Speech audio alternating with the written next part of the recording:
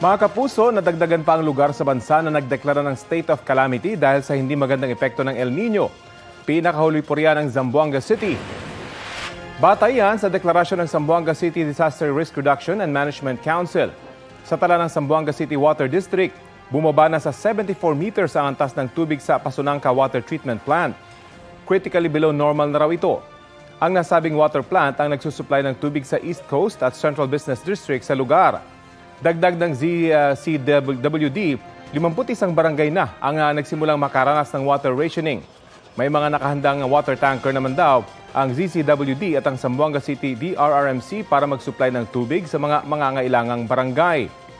Bukod sa Zamboanga City, una nang nagdeklara ng state of calamity ang bayan ng Bulalakaw sa Oriental Mindoro dahil pa rin sa epekto ng El Nino. Kapuso, alamin ang maiinit na balita. Bisitahin at mag-subscribe sa GMA Integrated News sa YouTube. Sa mga kapuso abroad, samahan nyo kami sa GMA Pinoy TV at sa www.gmanews.tv.